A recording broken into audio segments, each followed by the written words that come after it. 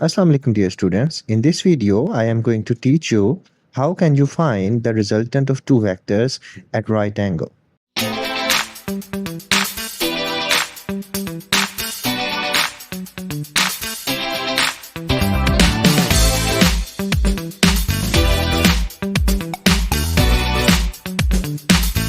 So what I have here for you is some of the questions that I have gathered from different books जो कि जैसे GC physics है या Cambridge की physics है, उधर से मैंने कुछ क्वेश्चंस निकाले हैं and now we are going to practice it.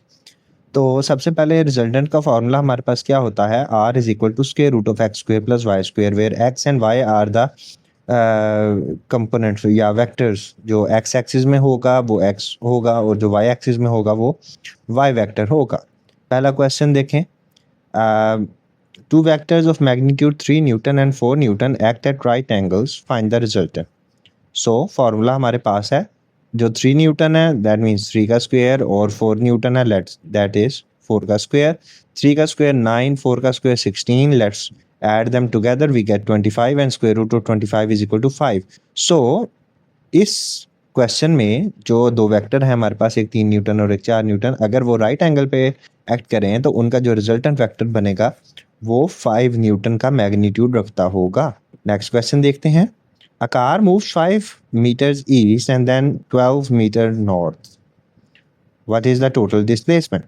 एक गाड़ी है, पहले वो 5 मीटर जाती है ईस्ट की तरफ एंड देन ऊपर को जाती है 12 मीटर नॉर्थ की तरफ जाती है। तो 5 का स्क्वायर 25, 12 का square 144, 25 plus 144 is 169 and square root of 169 is equal to 13 metre. कार ने जो एक्चुअल डिस्प्लेसमेंट की है वो 13 मीटर की है। अगला क्वेश्चन देखते हैं, force of 6 newton and 8 newton act at a right angle, find the resultant force. वही काम, 6 का स्क्वायर 36, 8 का square 64, 36 plus 64 is equal to 100 and square root of 100 is equal to 10। तो 10 न्यूटन का फोर्स, रिजल्टेंट फोर्स जो है वो apply हो रही है। Next question, a man walks 12 kilometre west and 9 kilometre north, what is his resultant displacement.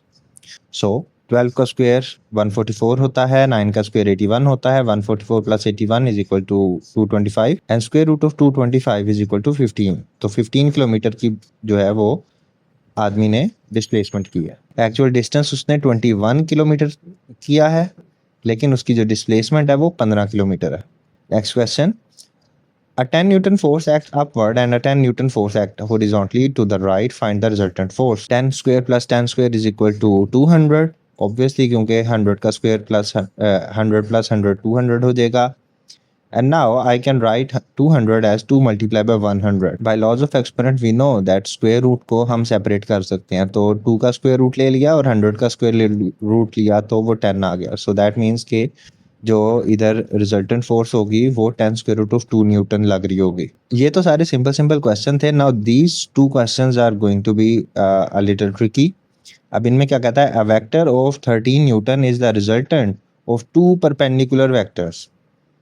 दो vector हैं जो कि परपेंडिकुलर हैं, अगर उनमें से एक वेक्टर 5 न्यूटन है तो दूसरा वेक्टर हमने फाइंड करना है, जबकि 13 जो है वो इसका रिजल्टेंट है। r की जगह हम 13 लिख लेंगे और जो अननोन वेक्टर है लेट्स सपोज के वो x है और जो नॉन वेक्टर है 5 का वो हमारे पास y है। तो 5 का स्क्वायर 25 आ जाएगा, taking square on both sides 13 का स्क्वायर 169 हो जाएगा और स्क्वायर रूट से कट के ये हिस्सा बाहर आ जाएगा। अब ये 25 प्लस का इक्वल के उधर जाके माइनस का हो जाएगा, 169 में से 25 माइनस किया तो 144 आ गया। x square is equal to 144 which means that x is equal to 12 newton. Taking square root on both side, 144 का स्क्वायर रूट लेंगे तो 12 आ जाएगा, x का स्क्वायर रूट लेंगे तो खाली x आ जाएगा। इसी तरह अगले क्वेश्चन में देखें, a displacement of 17 metre is the resultant of 2 perpendicular displacements, one of which is 8 metre, find the second.